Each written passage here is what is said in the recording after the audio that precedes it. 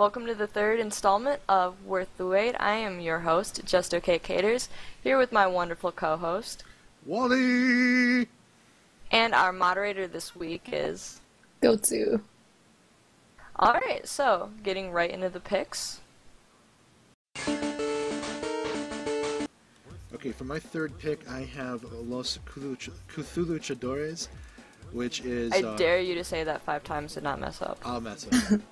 I can barely say Cthulhu right, let alone anything else in a foreign language integrated into it. But it's basically a tabletop where they take the elder gods of the Cthulhu mythos and turn them into professional Mexican wrestlers. This is such a great idea. That it's so funny, just the name, but how does this whole idea of wrestling translate to a tabletop? Well, they have like the wrestling mat assembled onto the table, and through the use of tokens, and there it is right there. You have various like attack methods based on magic, like shambling attacks. They have lots of counters and shambles and grapples, like wrestling moves, but done in this with giant ancient horrors that are awakening from their slumber to wrestle each other. And there's counter moves and different types of tactical approaches across this kind of weird, archaic ring-like thing. And may the best wrestler win, I guess. It's one-on-one.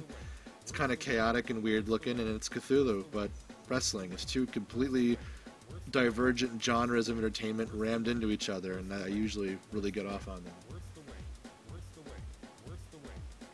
Yeah, it sounds really cool. Something I would play, and I don't normally play tabletops. And I lost it for a second.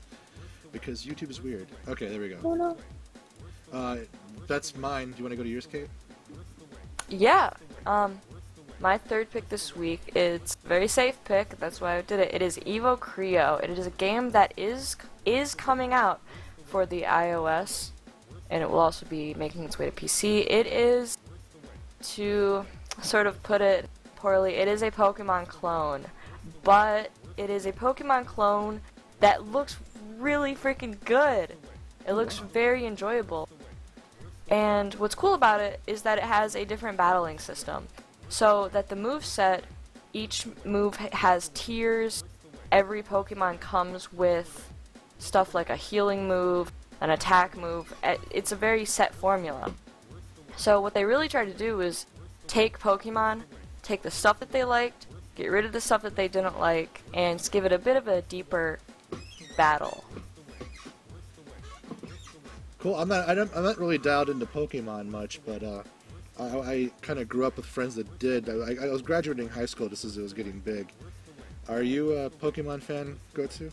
Well, I started playing Pokemon like recently when X and Y came out, just because my friends were. But yeah, it's actually pretty fun. Yeah, and I spend a lot of time on planes flying, and so this is definitely something I can see entertaining myself with for a couple of hours and really getting into. I like how it... I mean, they're not giving him any trouble for this, are they? Because it looks like it heavily borrows from the whole Pokemon. It does very heavily borrow from it, and they straight up say that, but I think that there are so many games out there that heavily borrow from Pokemon that it's not that big of a deal. And also, just the idea of monster capture is such a thing that I don't think you can really trademark. It's a genre now, really. It really is. Yeah. Well, cool. This is an example of some animated backgrounds and stuff. Yeah, and that's the thing, is that the money for this Kickstarter, this is not their first, is going towards polishing the animations. The game is already made. It is coming out. So they really just want to make it as perfect as they can at this point. It's really cool. Well, Yeah, cool. it's nice that it's coming out for mobile phones instead of having to go and get like a DS for one. Yeah, I really like it. And it looks like they have a lot of packages and everything. Yeah. Cool. Yeah. The composer from Castle Crashers is also doing the music, which I I love forgot that to game. mention earlier.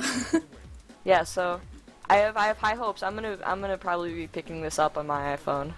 Cool. Well, if everyone's cool, I guess we'll move on to our number 2s. Great.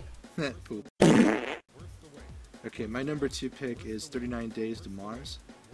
which is a steampunk Victorian kind of. That's a really big thing right now. It is, yeah. Steampunk thing is big, and I think this is more on the Victorian than the steampunk. You follow. It's kind of goofy. It's a resource management puzzler where you help two 19th century explorers on their kind of thrown together spacecraft to Mars. Their names is Clarence Baxter and the Right Honorable Sir Albert Wickles, or Wicks, on the HMS Fearful. And you need to feed them, they need to sleep, they need to exercise their imaginations in order to survive the lengthy trip across space. So you have to like manage the resources while getting them there, so while doing whatever tasks you have to do to progress. Yeah, you not only need to feed their physical needs, you also need to feed their emotional and imaginary needs. They could literally die of boredom. I think I died of boredom a couple of times when I was about 13 years old. At least I remember exclaiming that to my parents rather loudly. Die of boredom! I don't know. It's a game that's meant to be played in small bursts. Does that appeal to you guys, or do you want something a bit more lengthy in your stories? I'm not really into the casuals, so I would probably sit down and just beat this whole thing straight up. I wouldn't do it in short bursts. Yeah, I'm in the same way as well. But it looks really cute. Yeah, it is really cute, I thought. And yeah, I would probably bang it out fast too. So I don't know if we're the target crowd or not, but I like adventure games and I like puzzlers, and when you merge the two, and the resource management thing's a neat little twist. I'm not Plus sure some really unique artwork. Yeah, it's really cool looking. Yeah, this looks great. Okay, let's Alright. go to Kate's.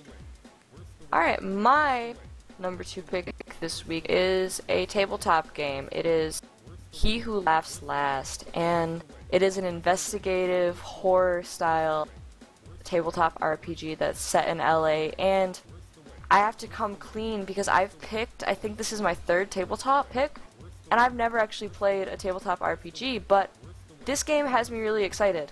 Here's the creator, David Sokolowski, and he's so into like this that I'm really excited for it. I'm a big fan of the horror genre, so if I had enough friends in my immediate area, this is something that I would really want to do.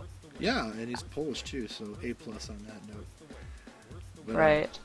I come from Polish pride. But yeah, I played a lot of tabletop RPGs, and from what you were describing and from what I've seen, it looks like a lot of fun. And the darker and more mysterious and surrealist, the better in terms of plot for me. Oh yeah, and it seems to be crazy into the intrigue and all of that. It's run on the Cthulhu Dark system, which uses D6.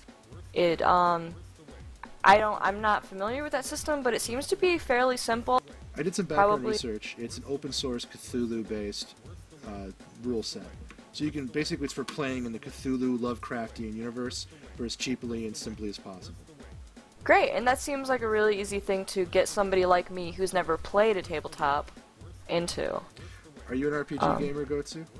I tend to every once in a while. But Cthulhu is really interesting for me, so this looks really good. And one thing that I really like about this is that he has commissioned the artist Mike Dubish to do some prints, and here we've got his gallery. So you can see he's really dark, he's really crazy. I think the artwork that comes in the rulebook for this, which is really professional looking by the way, is going to be super sick. I'm excited by this game. I hope that's not coming across too heavily. No, this is really cool looking, and I love Cthulhu. I love Lovecraft. I actually own the first 3 editions of Call of Cthulhu, which is the original, which is the tabletop role-playing game of the Cthulhu mythos. So I'm totally with this. You're not going to have any detracting from me. This reminds me of some of Gotsu's art, actually. Yeah, Goats is a resident artist amongst our friends too, alongside Kate. I mean, if it wasn't for you guys, I would have no cultural edification at all. I would just be wandering around without any enrichment in my life. Well, cool. I guess we'll move on to our numero uno. Ichiban. Get on to the big boys, eh? Ichiban desu. Okay, my number 1 pick is M.A.V, also known as Modular Assault Vehicle. And the reason behind this is because I played a game for the Xbox 360 called Chrome Hounds, and this is a spiritual successor in every conceivable way. Fully modular mech combat. You can customize your mech with color, stylization, mode of transport from treads to legs, guns, missiles, and it's real-time, visceral robot versus robot combat like Chrome Hounds was. It's kind of more of a faster-paced mech warrior, and I absolutely love it. That's great. You know, I'm not really into mech games. We've been playing a lot of Titanfall beta, and that's really fun, but what really interests me here is the customization and all the options. Oh yeah, you can pretty much do anything to it. Because you can play as, you know, as a sniper, or as like the tank, or as like the assault guy, right? Absolutely, yeah, you can do a tank, assault, even just a large machine gun nest that has tank treads. That's awesome. Alright, see, I'm not really into mechs, but if you're gonna be a mech driver, your mech has to have a name, right? Like 2 words like put together, so mine would be like Rolling Eagle, because I bring freedom. What would your guys' name be? The Lady Luck. I'd probably go with something like White Rabbit with big pointy teeth. And I'd follow you into battle, because you follow the White Rabbit. Well, Monty Python, but okay. You know what would be on the side of my mech? Democracy. Freedom. I'm bringing you freedom. Freedom.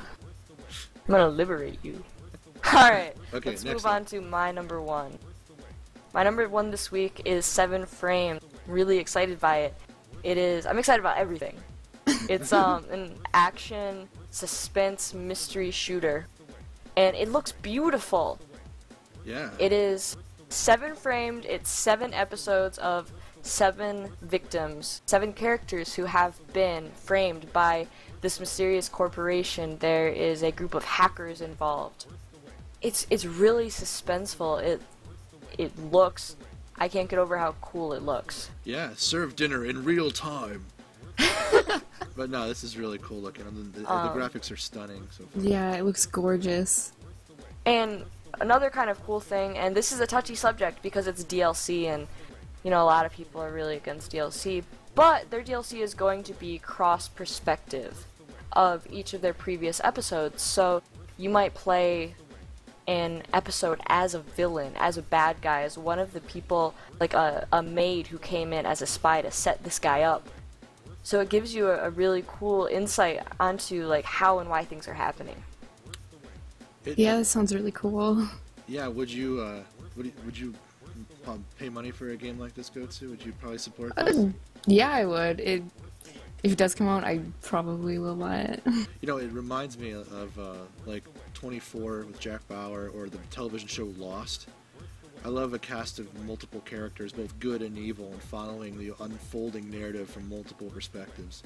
Yeah, and then to see how they all come together and how everyone is intertwined, it's really neat. Yeah. It looks like room service just got framed right now. Yeah, he is. Answer the phone. Answer the phone. Answer the Answer the phone. phone. What's in the box? Okay, cool. What's in the tray?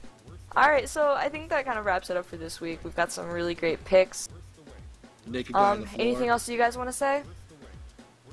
No? No? This is a good Yes. wrap up. We'll have 3 more ready and willing to go for you in a week, and we'll entertain you, wine you, dine you, and give you more things to chuck money at. Yeah. Alright, so for this week, episode 3, this is Just Okay Caters, Wally, and Goatsu saying bye. Bye. Bye. Worth the wait, worth the wait, worth the wait, worth the wait, worth the wait.